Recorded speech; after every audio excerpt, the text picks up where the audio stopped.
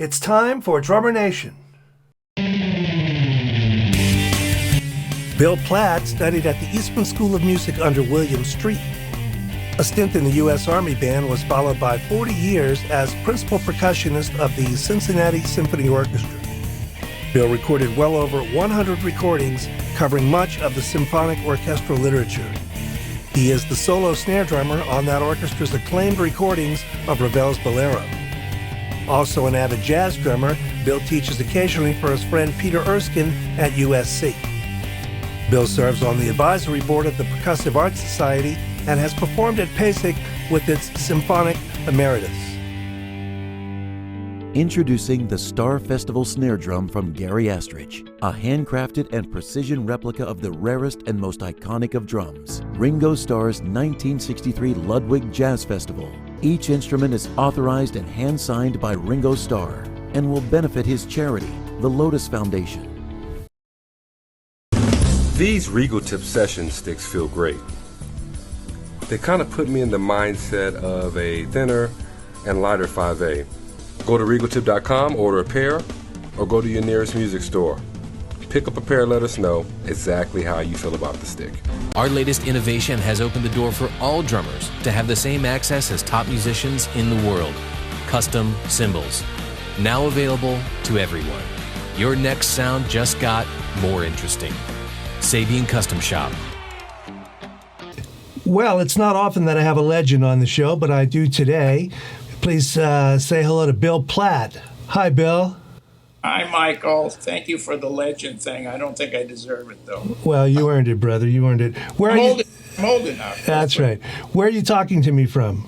I'm talking to you from my home in Cincinnati, Ohio. Okay, so for people who don't know, Bill held the legendary Principal Percussionist chair in the Cincinnati Philharmonic Orchestra for how long? Actually, 40 years. Way to keep a job, brother. Yeah. It was from 1971 until 2010. And you played mostly, I mean, there's a lot of famous recordings you're on, but you were known as a snare drummer primarily? Played a lot of snare drum. I played a lot of cymbals, a little bit of keyboard stuff, and some timpani when it was called for, like second timpani parts and things. Well, let's dig into some of those. A little bit of your background. You went to school at Eastman, right? I did. And who was your teacher there? My teacher was Bill Street. Now there is a legend. He was a legendary teacher. If you read his roster of students through the years, he started in 1922 at Eastman, and he taught till the mid-'70s or early '70s. Anyway, his roster of students reads like a who's who in the percussion world, starting with John Beck, who became his successor there at Eastman. Is there a central dynamic to his teaching practice you would lay on me? Very laid-back teacher. Very subtly demanding in what he wanted from each student. He was very good at evaluating students and evaluating students' strengths and their weaknesses. He concentrated a lot on their strengths. If he felt you were a timpani player, then most of your lessons were on timpani. If he felt you were a keyboard player, you had a lot of lessons on keyboard. If you were a good snare drummer, like I was, a lot of your lessons were on snare drum. Although all of us covered all the instruments with him, he was a fantastic timpanist. There are old recordings of him with the Rochester Orchestra, and the timpani playing is fantastic. Well, you became known as a snare drummer primarily, as we discussed. Yes. I know you're known as having the best hands in the business. So let's talk about hands a little bit. All right. Tell me if I'm right or wrong on this. It seems to me that years ago there were sort of right and wrong ways to play, and you had to do X, Y, and Z. And now it seems like there are so many proper ways that have been fleshed out in all these great videos where you're playing traditional or match, but you're also playing asymmetrical matched, let's say.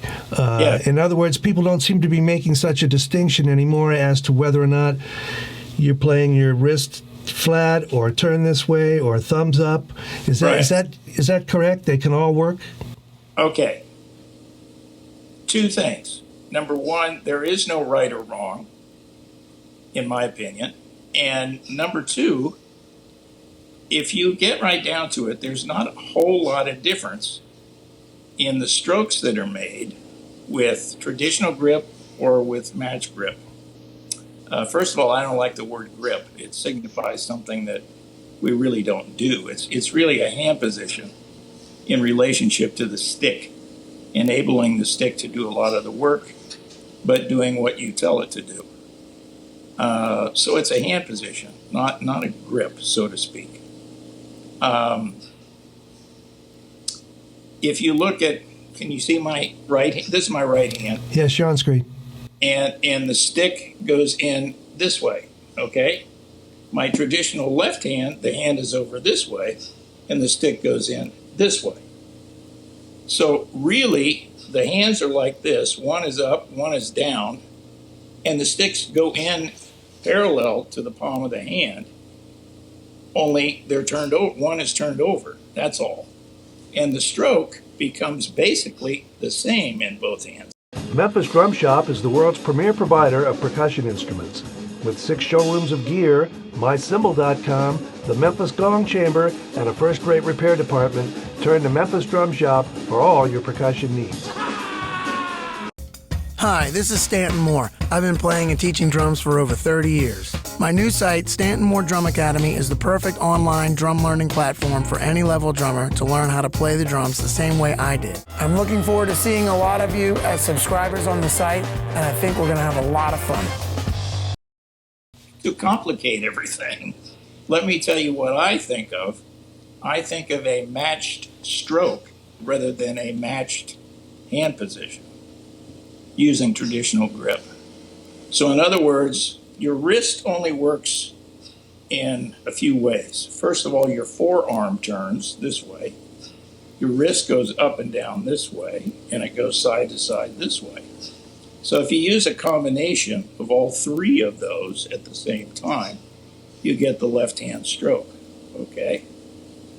In the right hand, if you do the same thing, then you get this kind of motion in the right hand, okay? And it's very much similar to the left hand motion, okay? Very much similar. Rather than straight up and down this way in the right hand, my hand turns this way. So it's more of a matched stroke than it is a matched grip. That's a good point. Do you think there's a lot of consideration for whether or not you're playing what they would call French, German, or American, or something in the middle, this kind of axis? I think the stroke starts out sort of French, and it ends up at the bottom of the stroke in a German position in my right hand. Now, some people do it completely differently. I wish I could do it the same way Peter Erskine does in his right hand, because he plays cymbal time like this, and he calls that the bad dog stroke, bad dog. I see. Okay? Uh-huh. And when he comes over to play snare drum, he plays the same way. So he doesn't have to turn his hand over to play snare drum. I see. I wish I could do that. He's the only guy I know who does that. He would probably say he wished he could do what you did. He does. He does that all the time. I know he thinks the world of your playing and your mentoring. Now, do you think it matters if you're playing stylistically, if you're playing in a symphony orchestra or you're playing in a jazz group with a light touch, or you're slamming for the big halls with a rock and roll band? You're hitting on something that I'm writing a book about, and that is a book on touch. And there's one thing, well, let me say a little bit about the preface of the book. There's one thing that all the great drummers have in common. It's not chops. It's not their drums. It's not their cymbals. It's their sense of touch. All the great drummers had great senses of touch, and the great drummers today have great senses of touch. Some of them had to really work on that to get that sense of touch. To others, it comes very naturally. A good friend of mine, Bob Becker, a great xylophone player, never thinks about touch. He was born with a great sense of touch. Of course he doesn't think about it. He has it from the very beginning. Others, Dave Weckl, Steve Smith, these guys are practice-aholics, as I call them. And they practice and work and work and work for everything they do. And everything they have accomplished is through a lot of hard work. So there are two kinds of people who get a sense of touch in different ways. But they all have it. All the great ones have it. And that's really what, in my opinion, separates the amateurs from the pros, is the real good pros have tremendous senses of touch. Very difficult thing to teach. Very difficult thing to talk about. That's why a book has been in progress for about 3 years and it's still not finished. Well, I don't want to step on the book, but the touch translates obviously to sound. Yes. When exactly. we talk about touch, we're talking about sound. Sounds totally different. And let's look at that a little bit. I think you will agree a drum is very easy to play staccato. Exactly. It's made for that. It's a little harder to play musically, we call it, where you have a legato touch, a warm open sound. Yes. These are the things you're looking for with your grip. Your hand positions. Yes. Exactly. All of those things put together, your thinking process. How are you thinking about making contact with that drum? Are you thinking of hitting it? Are you thinking of smashing it? Are you thinking of injuring it? Or are you thinking of touching it in a certain way to make contact with it? Are you thinking of playing down?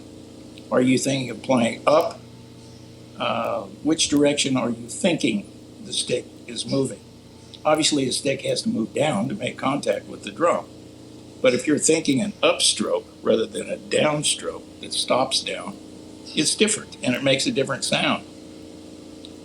The freedom of the stick in your hand, how little you have to hold it or apply any kind of pressure to it, the better sound it gets. If I could hold a stick with the palm of my hand and my little bitty finger, it would probably sound the best if I could play that way. But we have to use everything else up here to control it. But if I play like very quickly and even very loud, sometimes I'll have students do this. I'll close my eyes and play single strokes very fast. And I'll say, okay, grab one of my sticks and pull it out of my hand. And they can easily pull it out of my hand because I'm holding it very, very loosely. And that has a tremendous effect on the sound and through the touch that makes or creates. You see some guys, they have what you might call a big sound, but that's not related to volume. Right. Exactly. I can make a big sound from here, or I can make a big sound from way up here. From here, it's sort of an explosion of energy that's sort of an upstroke. Mm-hmm. And it's a much better sound than a whack down this direction, to me. I mean, it's all about sound. Very important point is my entire career, I have concentrated on the quality of sound and not so much the quality of how something feels. I will always sacrifice what feels good for what sounds good.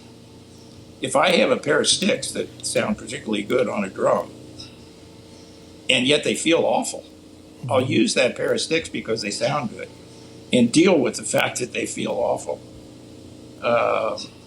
That's what That's a good point. Let's talk about some gear a little bit. Okay. What are we looking for in a snare drum if you're playing in a jazz trio as opposed to a big band as opposed to an orchestral setting? And it varies a lot in orchestral settings too, right? Yes, yes. You mean what kind of drum am I looking for? Not a brand name, but sound-wise, Well, articulation-wise. basically, I have snare drums that, depending on how they're set up with various snare combinations, could be used for either. It depends on the snares on the bottom of the drum. The bottom head, there are two kinds of plastic heads for the bottom of snare drums. Well, there are more than that, but two basic ones. One is 3 mils or 3 millimeters thick, 3 mils thick, not millimeters, but 3 mils thick, and the other is 2 mils thick.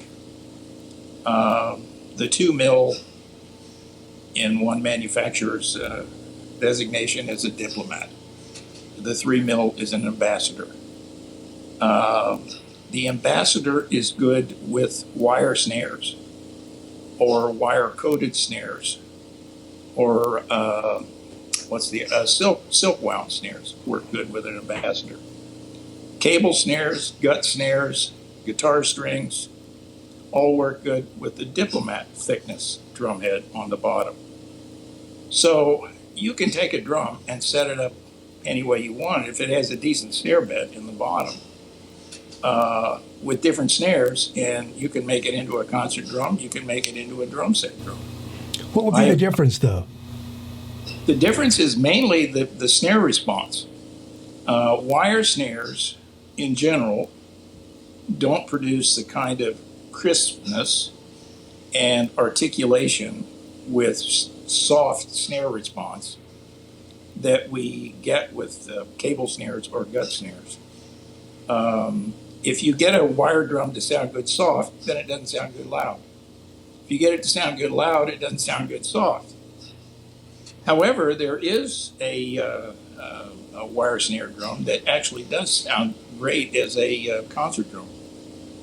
And that's the Gladstone drum that Billy Gladstone developed, and the snare unit that he developed that Arnie Lang uses on his reproductions of the Gladstone drums. And it's wire snares that on the end of each wire, the wires are cut, the curly wire snares are cut the exact diameter of the drum. And he slips over a plastic tubing of some sort that goes over each end of each snare, and that wraps around the drum like a gut snare would or a cable snare would. And I have a Gladstone drum with those curly wire snares on the bottom, and without looking at it, I defy anybody to tell that they're wire snares. It sounds like a gut drum or a concert drum. It's amazing. I'll be done. I know a lot of guys on the West Coast use those kind of snares on there, in the LA Philharmonic and places. Let's look further into gear. Let's look at sticks. Yeah. You would never use a persimmon stick in a bebop group, would you? No. I mean, I don't. tell me about the effect of sticks and preferences and types and so The effect forth. of woods, first of all, persimmon is a little heavy for a drum set stick. That's what I use for concert sticks. But for drum set sticks, I use hickory. Hickory is my favorite, and also a little bit, I have some that are maple, and they're okay too. But mainly hickory for drum set sticks. So the density of the wood is going to have an effect. Oh yeah, and the weight of the wood. The weight of the stick on any instrument makes a tremendous difference in the sound. And it's the weight, not necessarily the size, but the weight. How about the beat of the stick for a good cymbal sound as opposed to the beat of a stick for a great snare drum sound? Are they one and the same, or can they be? Or? I have a concert stick that Cooperman makes for me, and I said, why don't you take my concert stick and cut it down to about half the diameter to about a 5A, see if it'll make a good drum set stick. Well, it did, except for one problem. The neck got so thin, they would probably be broken very easily. But it will work. You can take a concert stick and cut it down, and it will make a very good drum set stick. So the bead, I think an elongated bead sounds better on cymbals than a round bead. However, the round bead sounds better on the drums than the elongated bead does. So the bead on my stick is sort of in between. It's like a teardrop shape. That's what I would think, and I wanted to hear you say it Yeah. instead of me, but that's consistent with my observation. Well, while we're digging into sound, we have the shell construction, too. Yeah. Oh, absolutely. I know you play Craviatos, right? I do. I play some Craviatos. I play the drums that I endorse at the moment are Mapex, Majestic, and I use their concert drum. I've also been working with the folks at Tama, and they want to get into the concert end, and they're trying to come up with a concert drum. And you have some esoteric Cooperman kind of rope drums and things? What's that? Do you have any rope drums, Cooperman kind of? Oh yes, I have a rope drum that Cooperman made for me for my retirement, as a matter of fact. And before I was in the Cincinnati Orchestra, I was in the U.S. Army Band. So it says on one side of the ribbon in the eagle's mouth on the drum, eagle's beak, it says the U.S. Army Band, and on the other side it says Cincinnati Symphony. So it was a nice drum they made for my retirement. Beautiful. And I love rope drums. I mean, I played on rope drums all through the Army. I carried a rope drum, and this will take you back.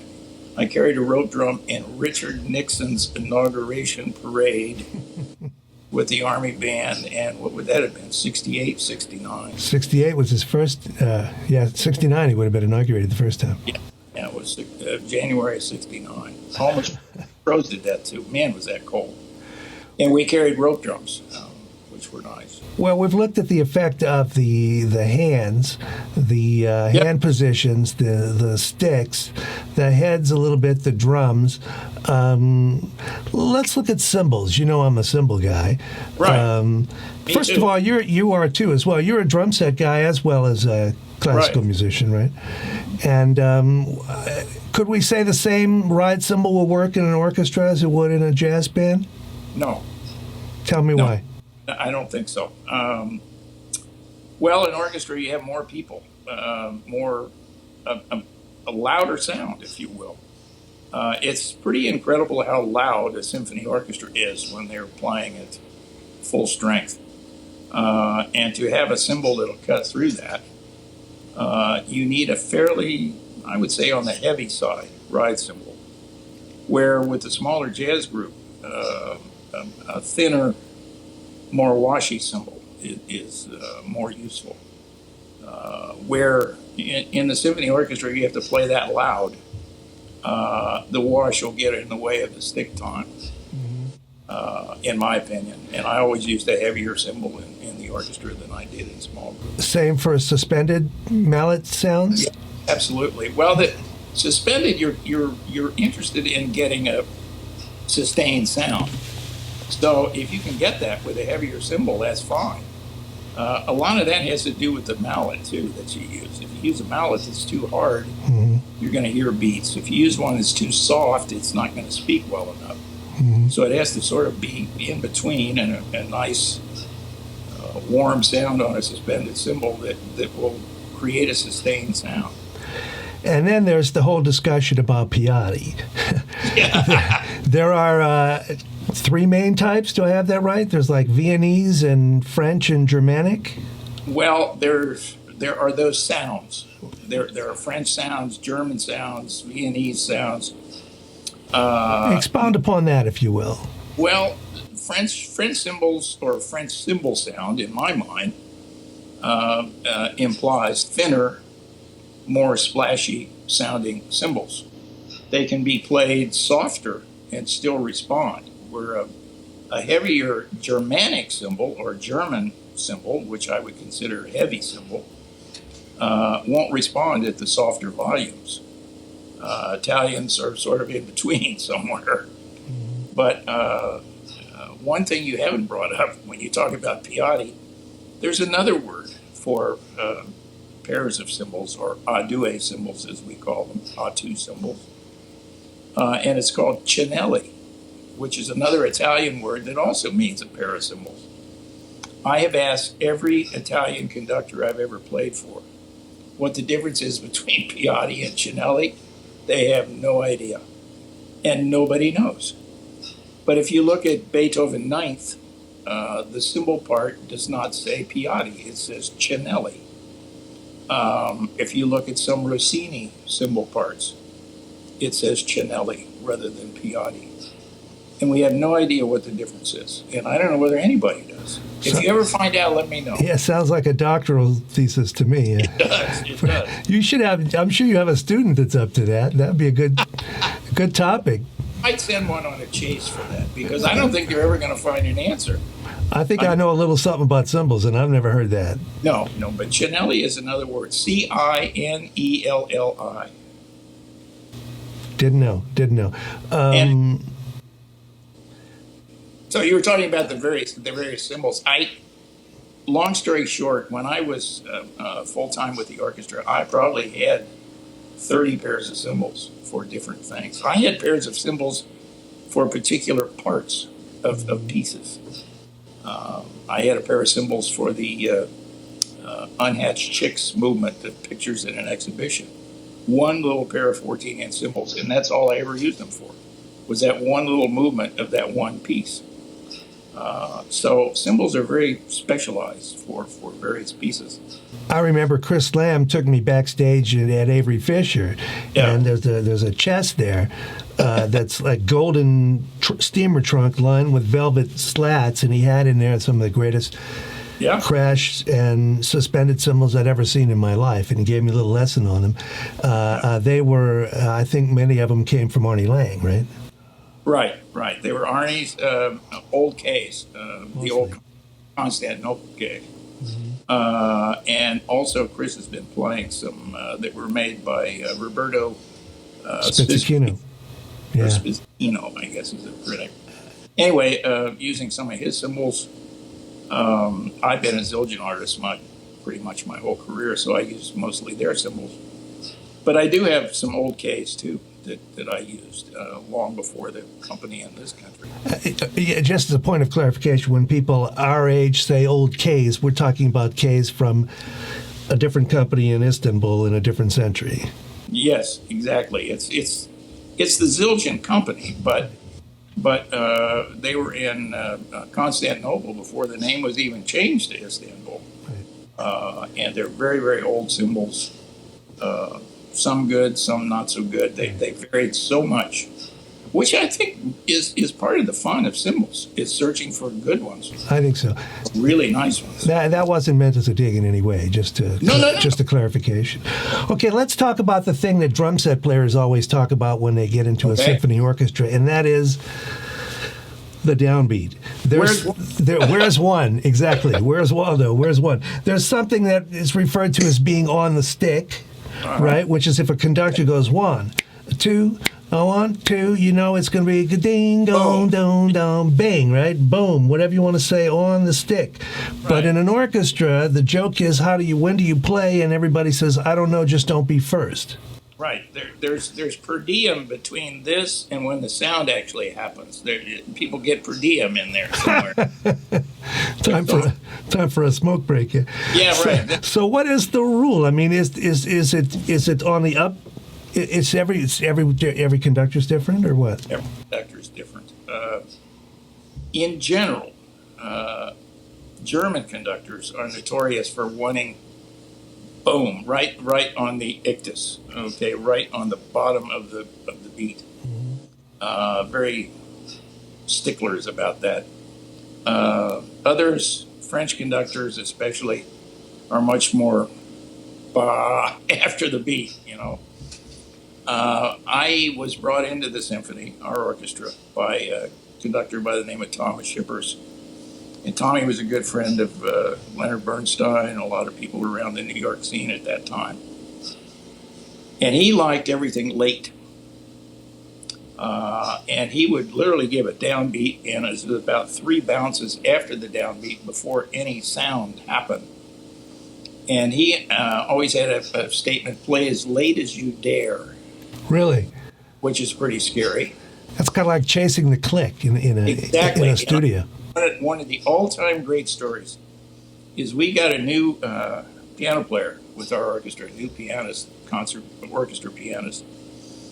And he was used to doing opera rehearsals with singers and boom, where everything was right on the beat. So his first rehearsal, piano player, was Shippers. Shippers gives one of his notorious downbeats, and boom, Henry comes in with the piano chord, and Shippers just shook his head, started again. Well, at intermission, Shippers called me into his office. And whenever you got called into the conductor's office, you knew you were in trouble for something. It wasn't good, right? So, yeah. So I'm thinking, oh, God, what did I do now? So I got called in, and Shippers is circling his desk. He's got about 3 cigarettes going, and he's shaking his head. He says, Bill, it's Henry.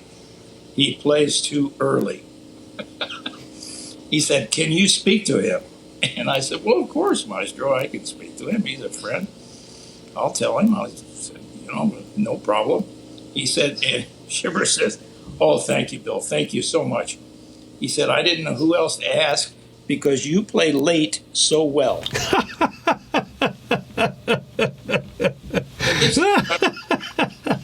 trying to figure out compliment or what. I think he meant it as a compliment, but he meant you were in simpatico with him. Yeah, anyway, that's the way he thought. And really, I don't think our orchestra has ever gotten over that. It plays late no matter who conducts. And it really is, to some conductors, it's really disconcerting. I mean, they get all goofed up trying to... Well, I have an anecdote about that. I've always been a drum set guy and a jazz player, and I was asked to sub with the Birmingham Pops Orchestra. Yeah. Okay, so I go up to make the rehearsal, and the guys, and I got my drum set, and the guys say, can you play, we need a crash cymbal. Can you play crash cymbal? Yeah. Okay, I hadn't had crash cymbals in my head in 20 years, but he said, what's the first tune? Okay, so it's the first note, and it's fortissimo. Yeah. And I'm scared shitless, man. So this guy gives one of these beats, I've never seen him before, and it's something like, that was the downbeat, and he yells at me, late! And man, I was petrified. That's the most nervous I've ever been, was just to try to make a cymbal crash on the damn downbeat with a conductor I've never seen before. Especially out of nowhere. There's no time before it. Exactly. Never seen a note he had conducted. I think they set me up. But yeah, that happened to Peter, too. Peter Erskine. He played, the first time he played with, I don't know, it was L.A. or one orchestra he played with. And he had to come in on the downbeat, and he was way ahead of everybody else. Man, that's really weird. I don't know how you guys do that. Yeah, I'm glad I'm not alone. The other thing that frightens the shit out of me... Late as you dare. Yeah. The other thing that scares me to death is pianissimo buzz rolls in an orchestral setting. Because you guys play it sounds like toilet tissue tearing. Right. It's just steam escaping. Let me tell you one thing Perfection. About soft playing. This has nothing to do with the mechanics of doing it other than this one little step that some people never think about. Whenever I see students today, for some reason, when they start to play anything, they start with their stick up here. Whenever I start to play something, especially soft, I already have my sticks on the head. Okay? On the head. I can look up, see the conductor, I can see my part, I don't have to look down at the drum. I know where it is because my sticks are already on it, and I start. That's a good point. Okay. And a lot of people just don't do that.